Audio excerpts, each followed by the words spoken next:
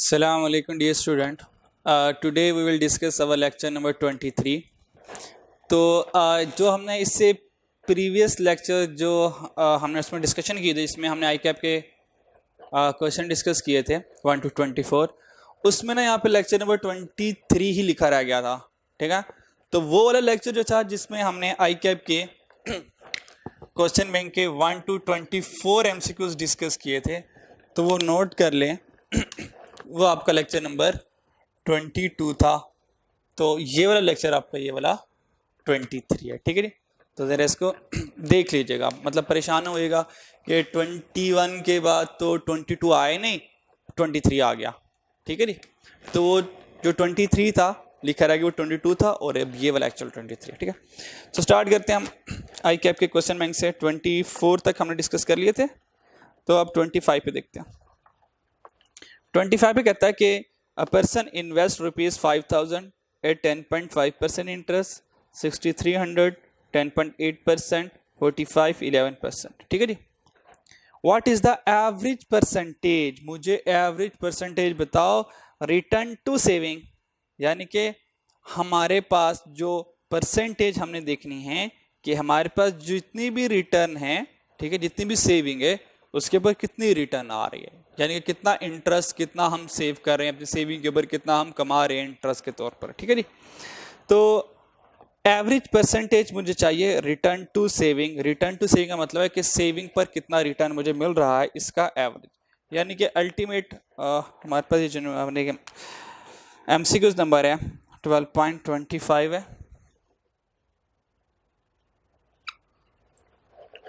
उसने कहा कि रिटर्न टू सेविंग, तो एवरेज निकालनी है वो रिटर्न टू सेविंग, यानी कि रेशियो ये मल्टीप्लाई बाय 100। तो ये हमारे पास सेविंग के ऊपर कितनी रिटर्न है उसकी ये परसेंटेज फॉर्म आ जाएगी। तो सबसे पहले देखना कि हमारे पास रिटर्न कितनी है, सेविंग कितनी है, इसके लिए हमें कैलकुलेशन करनी पड़ेगी। तो हमने देखा है कि टोटल हमारे पास इस वक्त इन्वेस्टमेंट कितनी है, ठीक है। हमें सबसे पहले टोटल इन्वेस्टमेंट देखना है कि इन्वेस्टमेंट है कितनी हमारे पास, ठीक है। फिर उसके बाद हमने देखना है गेन ऑन इन्वेस्टमेंट, यानी कि हमारे पास रिटर्न ऑन इन्वेस्टमेंट कितनी है, तो हमने उसके बाद रिटर्न ऑन इन्वेस्टमेंट निकालनी है, ठीक है जी। तो देखते हैं कि हमारे पास रिटर्न ऑन इन्वेस्टमेंट कितनी है। तो रिटर्न ऑन इन्वेस्टमेंट के लिए रिटर्न ऑन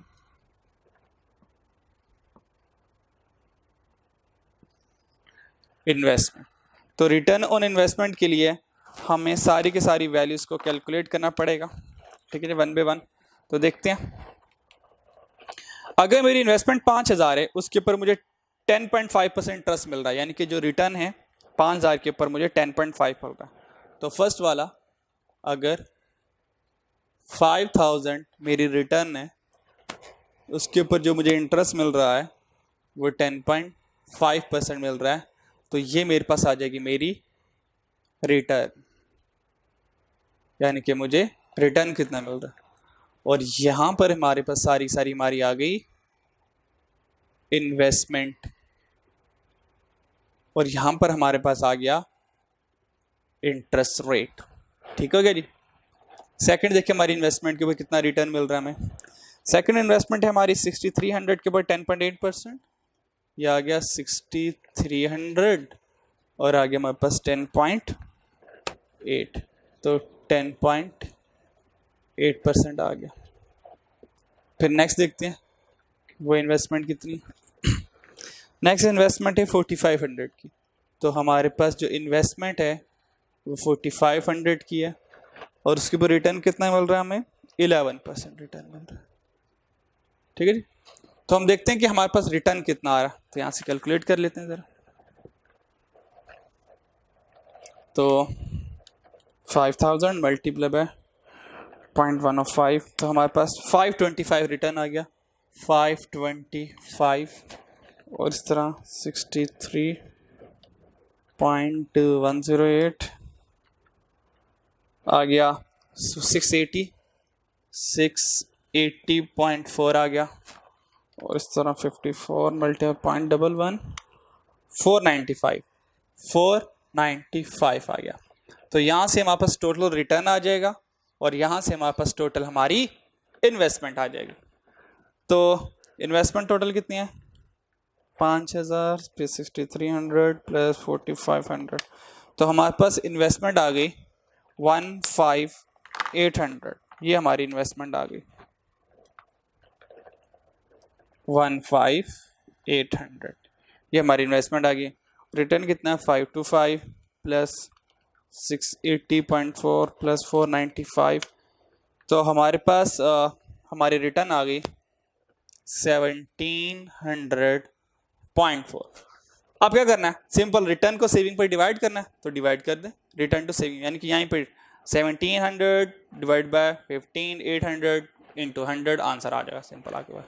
तो रिटर्न कितनी आ गई आपके पास? 1700.5। इन्वेस्ट सेविंग कितनी है, यानी कि टोटल इन्वेस्टमेंट आपकी सेविंग कितनी है? 15800 इंटू 100 किया, तो आंसर कुछ ये आया, डिवाइड बाय 15800, आंसर आपके पास आ गया 10.762। 10.762, तो ये आपके पास आंसर आ गया। तो देखें आंसर कहाँ लिखा हुआ? 10.762, ऑप्शन ए। तो ये ऑप्शन ए जो है आपकी इज द राइट आंसर, ठीक है जी, 10.762। तो 12.25 का ऑप्शन क्या है? ऑप्शन ए है, ठीक है जी। अब देखते हैं 12.26, what is the average for a student. बताओ स्टूडेंट्स का एवरेज क्या है हु रिसीव ग्रेड्स, जिसने ग्रेड रिसीव किए 85, 76, 82 on 3 mid term test. 3 mid term test में उसने 85, 76 और 82 ग्रेड्स लिए, और 79 फाइनल एग्जाम में लिया, और फाइनल एग्जाम में 79 लिए। If the final exam count 3 time, examiner ने फाइनल एग्जाम को 3 टाइम काउंट किया, यानी कि उसकी जो वेटेज है फाइनल एग्जाम की वो 3 टाइम है, और जो बाकी जो टेस्ट दिए हैं टर्म टेस्ट जो हैं उसके मिड टर्म्स जो हैं वो 1 की वेटेज रखते हैं, ठीक है। तो व्हाट इज द एवरेज, हमें इसकी एवरेज चाहिए, तो ठीक है हम इसकी एवरेज फाइंड कर लेते हैं, ठीक है। तो हमारे पास जो है जो वैल्यूज हैं 12.26, 12.26, तो इसको डायरेक्ट भी कर सकते हैं और सिंपल भी कर सकते हैं, ठीक है जी। तो हमारे पास जो x आ गया और यहाँ पर वेट्स आ गए, x में 85, 76, 82, याद रखिएगा ये सारे मिड एग्जाम में, ये सारे मिड टर्म है, और इनकी वेटेज 1 किया। फाइनल एग्जाम में कितने नंबर लिए उसने? 79, ये फाइनल एग्जाम था, और उसने कहा कि एग्जामिनर ने फाइनल एग्जाम को 3 टाइम काउंट किया, तो x आगे w आ गया, तो यानी कि मुझे वेटेड मीन चाहिए, इसका वेटेड मीन चाहिए, तो मुझे इसका एवरेज कैलकुलेट करना है। तो एवरेज कैलकुलेट करने के लिए summation w x over summation w, ठीक है। तो यहां से आपके पास summation w x over summation w, तो यहां से आप सॉल्व कर लेते हैं। w x 85 अंदर 85, 76, 82 और 79 को 3 से मल्टीप्लाई करवा देंगे,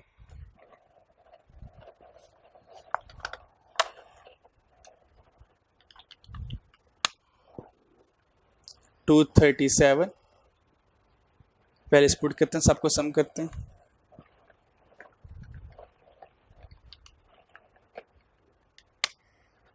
फोर 80 आ गया, 480 को यहाँ पे लिख दिया। समीशन w कितना है? 3, 4, 5, 6, 6, 6 से डिवाइड कर दिया तो आंसर आ गया हमारे पास 80। तो ये 80 हमारा आंसर आ गया। ठीक है, तो इस तरह से आपने फाइंड कर लेना, अपना 80 कर लेना। ठीक है जी,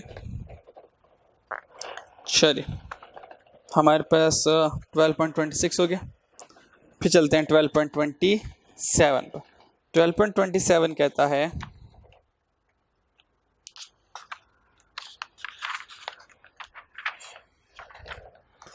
three section of a statistics class containing 82, 32, 35 student. ये 3 सेक्शन है, 3 सेक्शन ऑफ स्टैटिस्टिक्स क्लास, ये नंबर ऑफ स्टूडेंट्स है 3 सेक्शन, यानी कि सेक्शन 1 में 28 स्टूडेंट, सेक्शन 2 में 32, सेक्शन 3 में 35 स्टूडेंट्स। और उनका एवरेज कितना है, यानी कि उनका मीन कितना है, 83, 80, 76 respectively. What is the average of all 3 section, तीनों सेक्शन का एवरेज क्या है? तो भाई ये तो कंबाइन मीन आ गया, यानी कि पहले उसने मीन दिए हुए हैं, हर एक सेक्शन के मीन स्टूडेंट बताए हुए हैं, फिर वो कह रहा है तीनों सेक्शन का मुझे एवरेज है। What is the average of all 3 section, तीनों सेक्शंस का मुझे एवरेज बताएं। तो तीनों सेक्शन का एवरेज क्या है देखते हैं। ठीक है नी, तो हमारे पास कंबाइन मीन, क्या अभी वेटेड मीन का क्वेश्चन आया था, अभी कंबाइन मीन का क्वेश्चन आ गया 27। कंबाइन मीन का फॉर्मूला हमें आपको पता है, n1 mean 1 plus n2 mean 2 over n1 plus n2 होता है। ठीक है, अच्छा 3 स्टूडेंट्स हैं, 3 सेक्शन है, तो यहाँ पर आ जाएगा n3 मीन 3 प्लस n3 आ जाएगा। सही है जी। तो n1 कितना है आपके पास 28, और उसका मीन 1 कितना है 83, n2 कितना है 32, और उसका मीन कितना है 80। उसके बाद n3 कितना है आपके पास 35, और उसका मीन कितना है 76, और यहाँ पर आ जाएगा 28 प्लस 32 प्लस 35। ठीक है, तो इन सब को हम कैलकुलेट करेंगे, और जब हम इन सब को कैलकुलेट करेंगे तो हमारा आंसर आ जाएगा। ठीक है जी, तो कैलकुलेट करते हैं, तो हमारा आंसर आ जाएगा आफ्टर कैलकुलेटिंग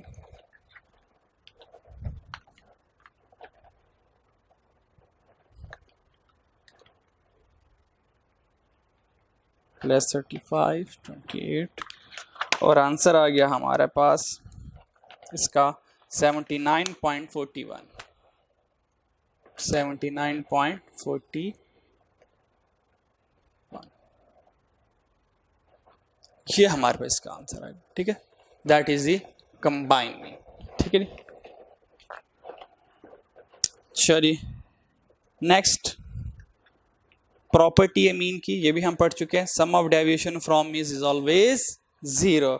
हमने कहा जितनी भी डेविएशन मीन से होती है वह सारी की सारी 0 होती है। सही हो गया जी। 29 कहता है summation x minus 7 is equal to 0। 29 में वो कह रहा है summation x minus 7 is equal to 0, और आपको पता है कि 12.29 में summation x minus 7 is equal to 0, और हमें पता प्रॉपर्टी ये थी कि summation x minus mean equal to 0 होता है, यानी कि अगर यहाँ पर मीन आए तो ये सारा सम 0 पे होता है। इसका मतलब अगर ये सारी डेविएशन 0 पे हो रही है तो जरूर यहाँ पर मीन होगा। तो मीन कितना है 7, तो मीन यहाँ पर 7 आ जाएगा। तो ऑप्शन बी 29। उसके बाद sum of square deviation from is always minimum. हमने कहा sum of square deviation from is always minimum. Minimum का मतलब यह है कि अगर हम मीन के अलावा कोई और वैल्यूज यूज करें तो आंसर मिनिमम आएगा, मीन का किसी और वैल्यू के साथ आंसर मीन से ग्रेटर आएगा। अच्छा 0 तो आ नहीं सकता, क्योंकि 0 कब आता है जब सम ऑफ डेविएशन फ्रॉम मीन 0 हो।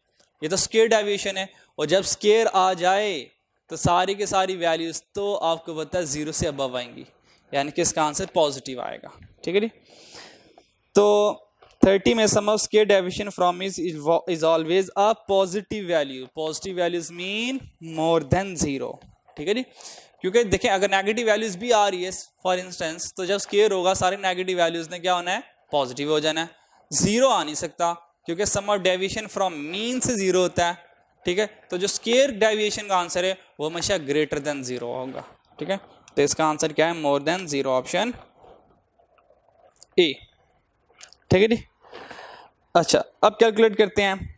नेक्स्ट हमारे पास 31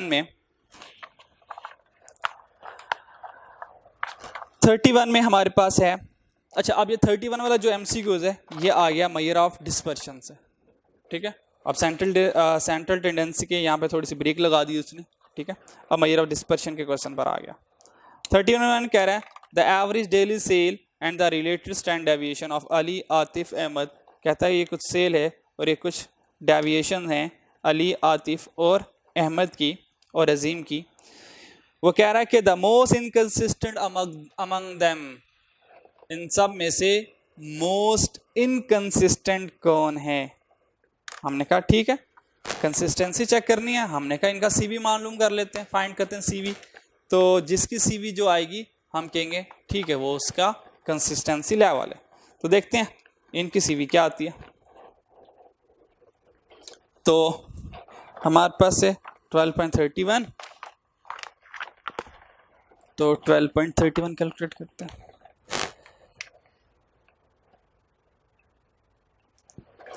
CV कैलकुलेट करने के लिए हमारे पास 3 हजरात हैं, अली, आतिफ, अहमद.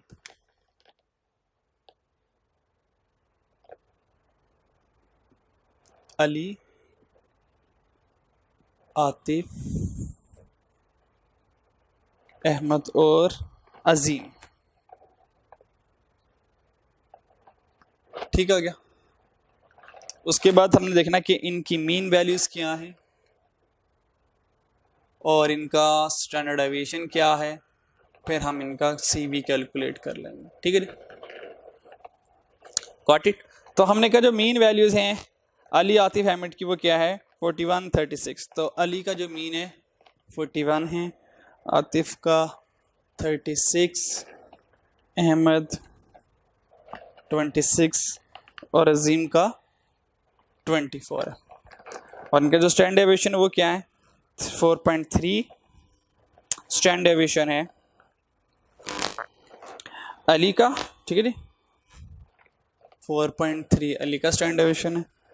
आतिफ का 3.2, अहमद का 2.9 और अजीम का 2.5.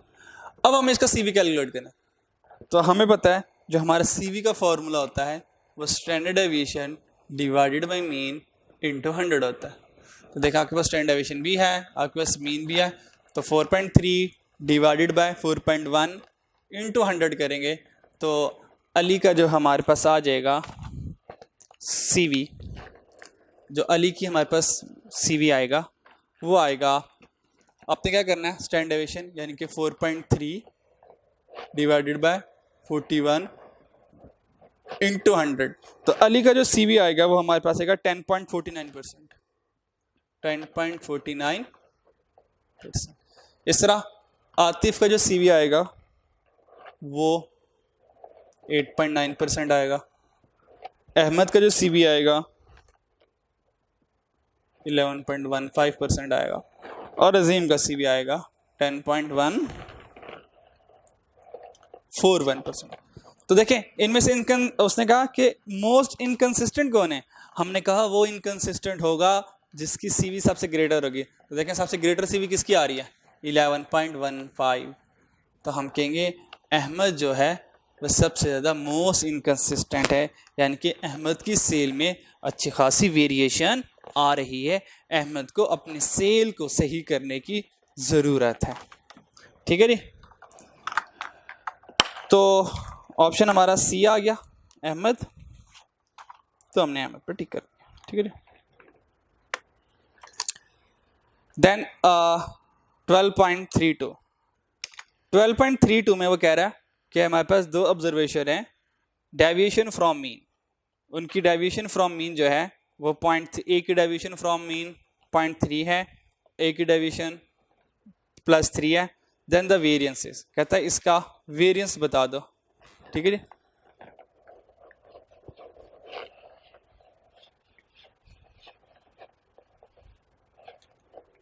क्योंकि हमें पता है कि वेरियंस के फॉर्मूले में क्या होता है कि sum of square of deviation from mean होता है ना वेरियंस का फॉर्मूला, ठीक है जी। यानी कि वेरियंस का फॉर्मूला ये होता है summation x minus x bar whole square power 2, ठीक है। अज्यूम करें दो वैल्यूज हैं, ठीक है, तो दोनों का स्क्वायर एक वैल्यू ये आ गई, ठीक है। अज्यूम करिए n1 है और ये n2 है, इसका दूसरे वाला आ गया summation x minus x bar whole square over 2। अब एक वैल्यू ये एक वैल्यू ये, वो क्या है उसने कहा इन दोनों का मुझे कंबाइन बता दो, ठीक है। इफ टू ऑब्जर्वेशन, दोनों ऑब्जर्वेशन का मुझे बताना है, तो क्या करें इन दोनों डेविएशन को आपस में प्लस कर लें, ठीक है।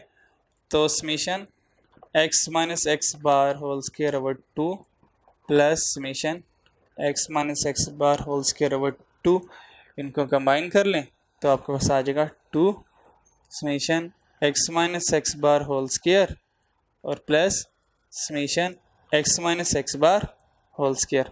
अब वैल्यूज पुट कर दें, सम ऑफ डेविएशन कितना है फ्रॉम मीन -3, ठीक है, तो यहाँ पे लिख दें -3 सम ऑफ डेविएशन है, ये स्क्वायर उसका आ गया, प्लस अगली डेविएशन क्या +3, तो +3 का स्क्वायर आ गया, डिवाइड बाई 2, ये डिवाइड बाई 2 आ गया, 3 का square 9, 9 + 9 18, divide by 2, answer is 9। तो आपका आंसर क्या आ गया 9। अच्छा, तो इतनी लंबी चौड़ी कैलकुलेशन करने की कोई ज़रूरत नहीं है। अगर आपके पास इसी तरह का एग्जाम है, अच्छा इस तरह का एग्जाम ये एक ही क्वेश्चन है, इस तरह के और कोई क्वेश्चन आपको कहीं और मिलने नहीं है।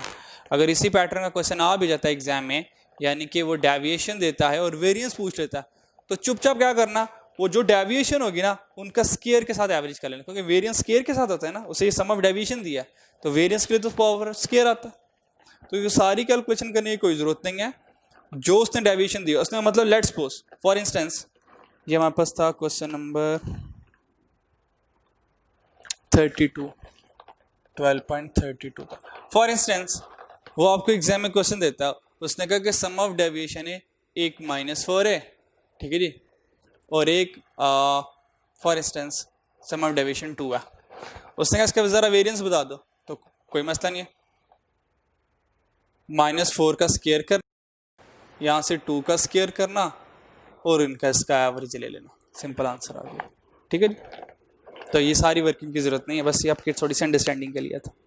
अच्छा जी, नेक्स्ट देखते हैं 12.33 the positive square root of variance. हमें पता है जो वेरिएंस का पॉजिटिव स्क्वायर रूट होता है वो होता है स्टैंडर्ड डेविएशन, तो आंसर इज बी, ठीक है। 34 देखते हैं the coefficient of variation of 3 number, कहता है 3 नंबर है मेरे पास x, x + 4, x + 11, इन तीनों का जो कोफिशिएंट ऑफ वेरिएंस है वो y है। कहता है इफ x इज इंक्रीज, अगर x इंक्रीज होता है द वैल्यू ऑफ y, बताएं y क्या होगा, ठीक है। अब y के लिए क्या होगा हमें थोड़ी सी इसके ऊपर बात करनी पड़ेगी।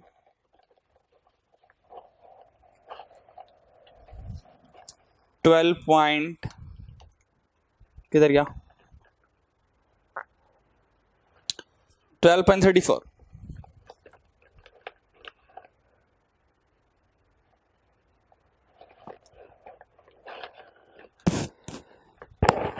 हमारे पास 3 वैल्यूज हैं, वो जो 3 वैल्यूज हैं उसने कहा y के साथ क्या होगा, एक वैल्यूज है x, फिर x + 1 और x + 2। उसने कहा अगर x इंक्रीज हो,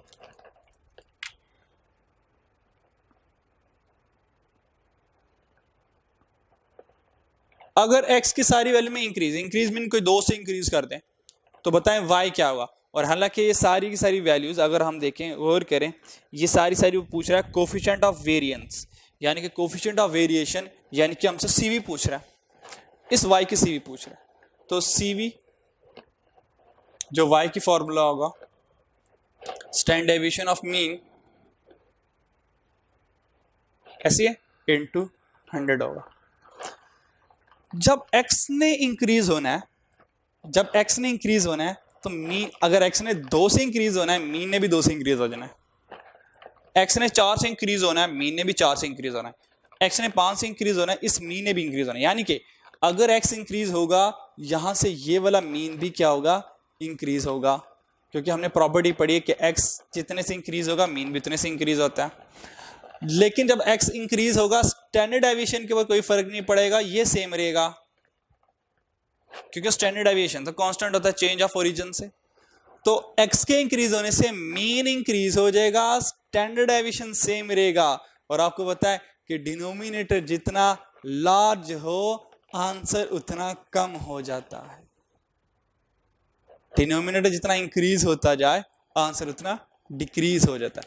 फॉर एग्जाम्पल, मान लें कि स्टैंडर्ड डेविएशन पहले 2 था, मीन पहले 5 था, तो CVI होगी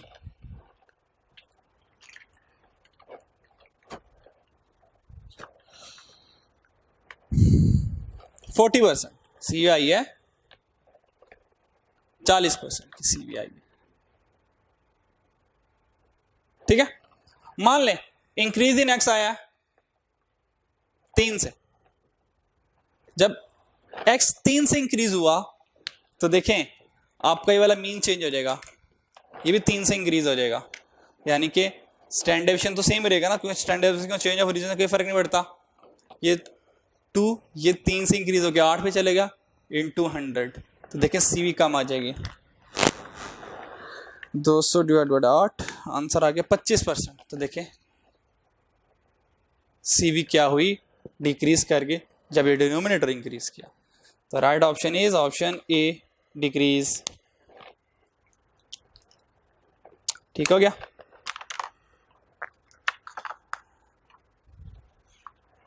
नेक्स्ट देखते हैं। नेक्स्ट हमारे पास है 35। 35 में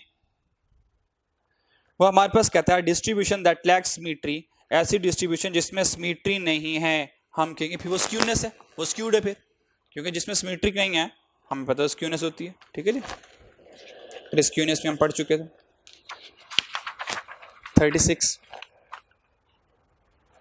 36 में वो कहता है कि in a given distribution if mean is less than median that distribution is said to be. याद है कि जब हमने डिस्ट्रीब्यूशन पढ़ा था और नेगेटिवली स्क्यूड थी, तो नेगेटिव स्क्यूड में कहा था mean less than median, median less than mod होता है।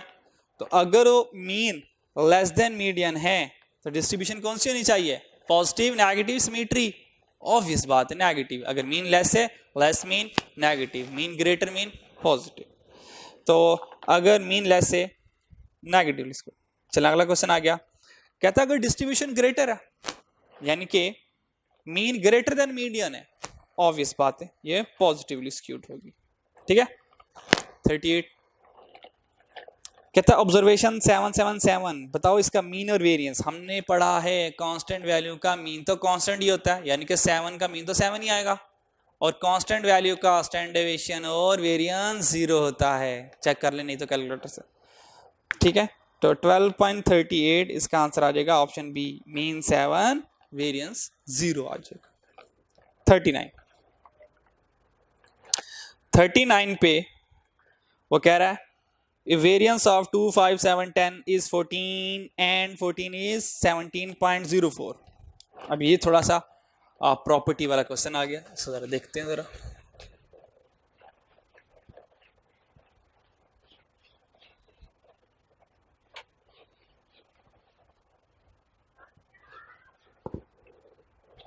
इसमें हमारे पास आ जाएगा, वो कह रहा है कि वेरिएंस है 2, 5, 7, 10 इज 14, और हमारे पास देन वेरिएंस कहता है मुझे वेरिएंस बताओ 5, 8, 10, 13 का वेरिएंस क्या आता है। तो हमने कभी बता देते, कोई मसला नहीं है।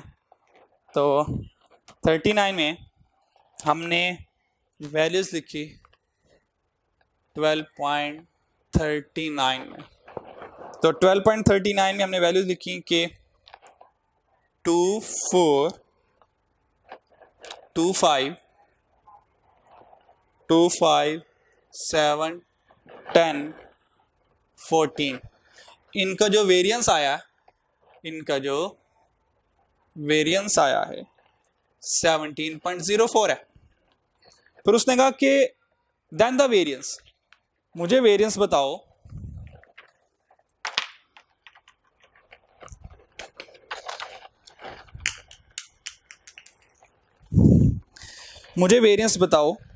कि 5, 8, 10, 13, 17 का वेरिएंस क्या? अच्छा, एक तरीका तो बड़ा आसान है, 5, 8, 10, 13, 17 चुपचाप कैलकुलेटर में पुट करो, आंसर आ जाएगा। एक तरीका ये, हम जरा प्रॉपर्टी से पूछते हैं कि भाई तुम क्या कहते हो, तुम्हारे ख्याल से वेरिएंस क्या आना चाहिए। तो प्रॉपर्टी देखते हैं। हमने कहा कि पहले ये वैल्यू 2 थी, ये 2 से 5 पर आई, ऐसा क्या हुआ होगा कि वैल्यू 2 से 5 आई? हमने कहा इसमें लगता है +3 हुआ है, 2 + 3 5 बना हुआ गई है। हमने कहा नेक्स्ट वैल्यू को चेक करते हैं, उसमें क्या हुआ। तो 5 से 8 पे वैल्यूज कैसे आई? हमने कहा इसमें भी +3 हुआ है। हमने कहा आगे चेक करते हैं, 7 + 10, हमने कहा +3। इसका मतलब सारी के सारी वैल्यूज में +3 हो रहा है, सारी की सारी वैल्यूज में +3 हो रहा है। हमने कहा +3 हो रहा है, चेंज ऑफ ओरिजिन। हमने कहा चेंज ऑफ ओरिजिन को तो वेरिएंस को कोई फर्क ही नहीं पड़ता, वो तो इंडिपेंडेंट होता है चेंज ऑफ ओरिजिन से। हमने कहा फिर पक्की वाली बात है, इसका वाला भी स्टैंडर्ड वेरिएंस यही पुराने वाला होगा 7.04, क्योंकि चेंज ऑफ ओरिजिन। ठीक है, नहीं तो 5, 8, 10, 13, 17 को कैलकुलेटर में लिखें, जो वेरिएंस आएगा वो एग्जैक्ट यही वाला होगा। नेक्स्ट 12.40,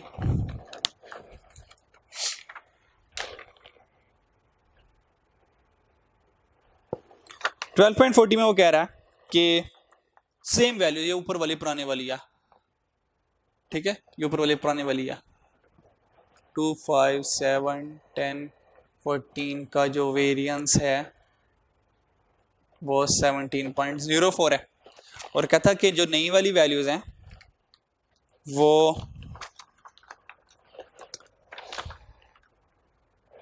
6, 15, 21,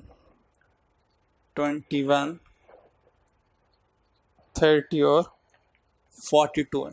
कहता है ये नई वाली वैल्यूज जो है, नई वाली वैल्यूज, इनका नई वाली वैल्यूज जो है इनका जरा वेरिएंस तो बताओ। तो बड़ा आसान है, कोई मसला ही नहीं है। इन नई वाली वैल्यूज को कैलकुलेटर में लिखो, नया वाला वेरिएंस आगे चुपचाप, कोई टेंशन नहीं है। लेकिन अगर मैं प्रॉपर्टी अप्लाई करूं तो कैसे करूं? मैं 2 से 6 पर आया, कैसे आया हूंगा? हो सकता है 4 ऐड होकर, लेकिन क्या 5 + 4 15 बनता है? नहीं, इसका मतलब प्लस नहीं चल रहा। तो 2 से मैं 6 पर कैसे आया? मेरे ख्याल से मैं मल्टीप्लाई बाय 3 होकर आया। 2 3 = 6। नेक्स्ट देखता हूं, मल्टीप्लाई बाय 3, 5 3 = 15, 7 3 यानी कि मल्टीप्लाई चल रहा है। हमने कहा मल्टीप्लाई चल रहा है, हाँ अब तो मीन बदल जाएगा क्योंकि वेरिएंस है, लेकिन ये मीन स्क्वायर के साथ बदलेगा। तो मल्टीप्लाई बाय 3 हो रहा है, तो सिंपल सा तरीका है, ये कांस्टेंट है ये स्क्वायर आ जाएगा और यहाँ पर ये पुराने वाला वेरिएंस आ जाएगा 17.04। तो आंसर आपके पास आ जाएगा 9 मल्टीप्लाई बाय 17.04, आंसर आ जाएगा 153.36। आंसर आ 153.36 आंसर आ जाएगा 153.36 आंसर। तो मैंने तो ये प्रॉपर्टी सॉल्व कर लिया। अगर आप चाहते हैं कि नहीं हम कैलकुलेटर सॉल्व करें, बिल्कुल कर सकते हैं। इन सारी वैल्यूज को कैलकुलेटर पुट कीजिएगा, वेरिएंस आपका यही वाला है, कोई चेंजिंग नहीं आने वाली। ठीक है जी, नेक्स्ट देखते हैं। हमारे पास नेक्स्ट 40 तक कर चुके, 41। ठीक है, 41 देखिए, कहता है if some constant is add, अगर हम किसी कांस्टेंट मीन कोई कांस्टेंट नंबर 2 हो सकता है, 3 हो सकता है, 4, 5 हो सकता है, अगर किसी कांस्टेंट को ऐड करूं किसी ऑब्जर्वेशन में, तो वेरिएंस विल बी, हमने कहा वेरिएंस तो अनचेंज होगा क्योंकि वेरिएंस तो नहीं बदलता, चेंज ऑफ ओरिजिन से। हमने कहा चेंज ऑफ ओरिजिन से वेरिएंस जो है वो रिमेन सेम रहता है। ठीक है जी। अच्छा, तो रिमेन अनचेंज कर देंगे। नेक्स्ट देखते हैं, if some constant is subtracted, अगर किसी कांस्टेंट यानी कि किसी x की वैल्यूज में 2 माइनस करूं, 4 माइनस करूं, तो कहता है अब बताओ वेरिएंस क्या होगा। हमने कहा अभी भी वेरिएंस रिमेन अनचेंज होगा, क्योंकि वेरिएंस जो है वो प्लस माइनस से बदलता नहीं है। ठीक है जी। 43, if each observation of a given multiply by constant x, अगर x की वैल्यूज में किसी कांस्टेंट को मल्टीप्लाई करें तो वेरिएंस क्या होगा। हमने कहा अगर किसी कांस्टेंट को मल्टीप्लाई करोगे x की वैल्यू में तो वेरिएंस स्क्वायर टाइम इंक्रीज होगा। याद रखिएगा, ये देखें, हमने ये x था हमारे पास, हमने इस x की वैल्यूज में एक कांस्टेंट था 3, हमने उस 3 कांस्टेंट को मल्टीप्लाई करवाया, तो हमने कहा वेरिएंस में क्या चेंज आया। तो हमने कहा ये जो वेरिएंस था ना पुराने वाला, इसमें वो जो कांस्टेंट था उसका स्क्वायर टाइम इंक्रीज आया, मल्टीप्लाई मीन टाइम, तो स्क्वायर टाइम इंक्रीज आता है जब कोई कांस्टेंट वैल्यूज को वेरिएंस में मल्टीप्लाई करवाया जाता है।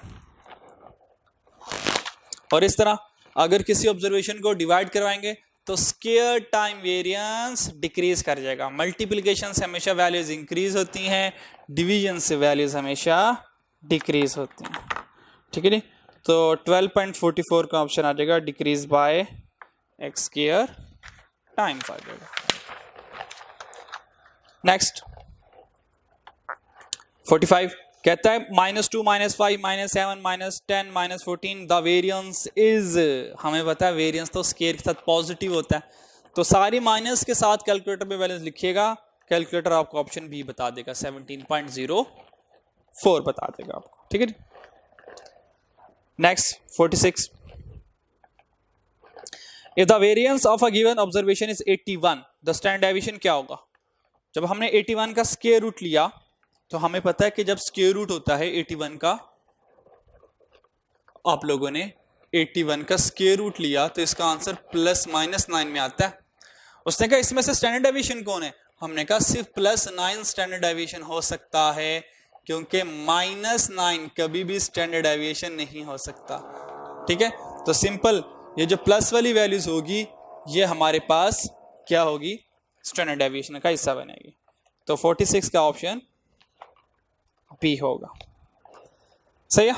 तो नेक्स्ट देखते हैं, which of the following is likely to produce a bell shape curve. कहता है इसमें से किसकी बेल शेप कर्व है। हमने कहा बेल शेप कर्व एक ऐसी कर्व होती है जो कि सिमेट्रिक होती है, जो कि ये बेल शेप कर्व होती है, राइट और लेफ्ट इसका एग्जैक्ट सेम होता है, तकरीबन अप्रोक्सीमेट सेम ही होता है। तो ये सेम कब होता है, जब वेरिएशन कम होती है। कम से कम जितनी वेरिएशन कम होगी आपकी डिस्ट्रीब्यूशन सिमेट्रिक बनती चली जाएगी, वेरिएशन लार्ज होगी सिमेट्री खत्म होती जाएगी, स्क्यूनेस आती रहेगी। ठीक है जी। एज ए देखते हैं, number 1, age of people of Pakistan में रहने वाले लोगों की उम्र। हमने कहा अब एक तो बच्चा भी पैदा हुआ है, एक बाबा 100 साल का होगा, तो 0 से लेकर 100 तक की वेरिएशन चल रही है, हैवी वेरिएशन है।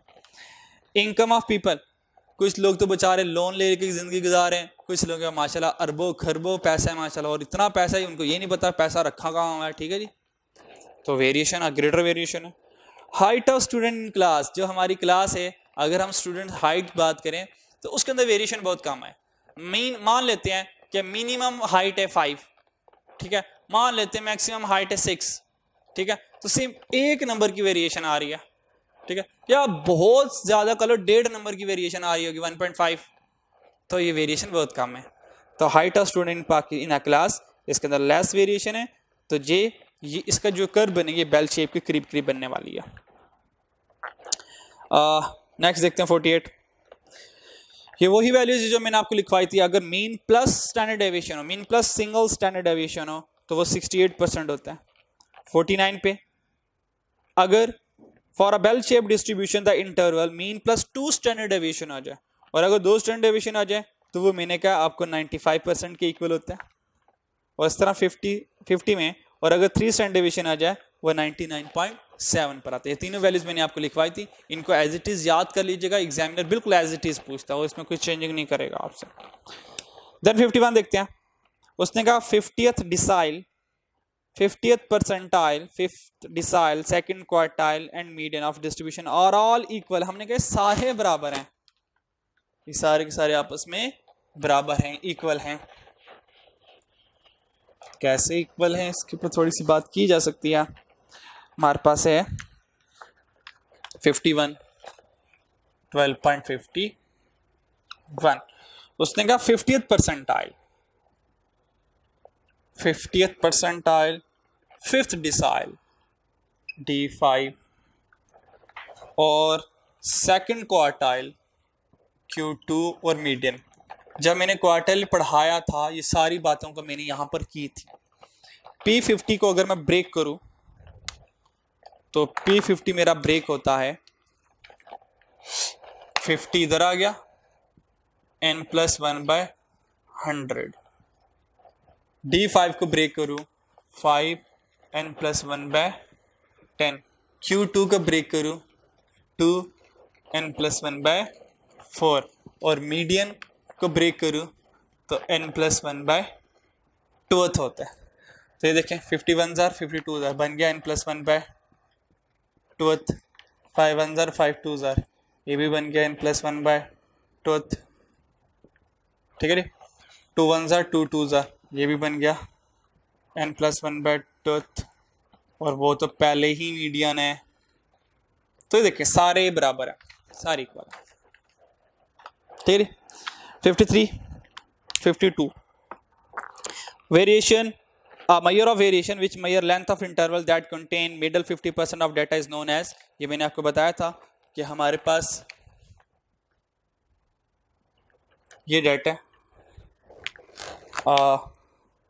ये minimum that is Q1, that is Q2, that is Q3, that is maximum।